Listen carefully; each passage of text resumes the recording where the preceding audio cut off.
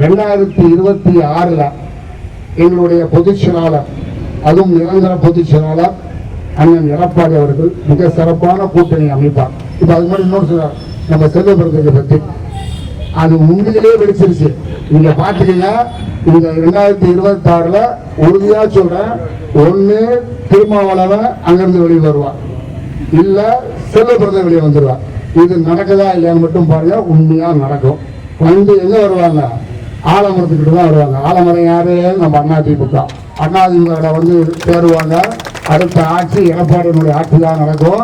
எந்த நேரத்தில் சொல்றேன், இந்த கூட்டத்துல பெண்கள் பூரா வெயில அப்படியே நின்றுட்டு இருக்காங்க. என்னுடைய அன்பு சகோதரர்கள் மட்டும் அப்படி கொஞ்சம் கொஞ்சம் பேர், எல்லாரும் சொல்லல, கொஞ்சம் கொஞ்சம் பேர் அப்படி நிழல்ல நிக்கிறாங்க. பெண்களுக்கு நல்லா தெரிஞ்சு போச்சு, இன்னொரு 2 வருஷத்துக்கு நம்ம இந்த வெயில அனுபவிச்சுதான் ஆகணும். காரணம் என்னன்னு கேட்டா, வீட்டுக்கு போனா கரண்ட் இருக்காது, ஃபேன் இருக்காது, இங்கேயும் பழகிக்குவோம். நம்முடைய சகோதரர்கள் மட்டும் தெரியல, கரண்ட் இந்த 2 வருஷம் சரியா வராது. இன்னும் கொஞ்சம் 5 பேர் அங்க இருக்காங்க. அங்க நம்ம மாவட்ட வழக்கறிஞர் பிரிவு 3 சொல்றேன் கேட்டீங்க. முன்னாடி பேசும்போது 525 வாக்குறுதியில கொடுத்தார் இந்த சட்டமன்ற தேர்தலில். எத்தனை வாக்குறுதி நிறைவேற்றினாரு யாருக்காவது தெரியுமா? அவங்களுக்கே தெரியாது எத்தனை வாக்குறுதி நிறைவேற்றின. அவங்கள நம்பி நம்ம போட்டோம். இப்ப நல்லா ஒண்ணு மட்டும் புரிஞ்சு போச்சு, பாராளுமன்ற தேர்தலுக்கு அப்புறம் ஒண்ணு புரிஞ்சிச்சு. எங்க அண்ணா ரெட்டாபிநாதன் பேசும்போது சொன்னா, 300 ரூபாய் கொடுத்தா ஓட்டு போட்டீங்க. இப்ப நல்லா தெரியும், 3000 ரூபாய் கொடுத்தா கூட போட மாட்டீங்க. போட மாட்டீங்களாமா?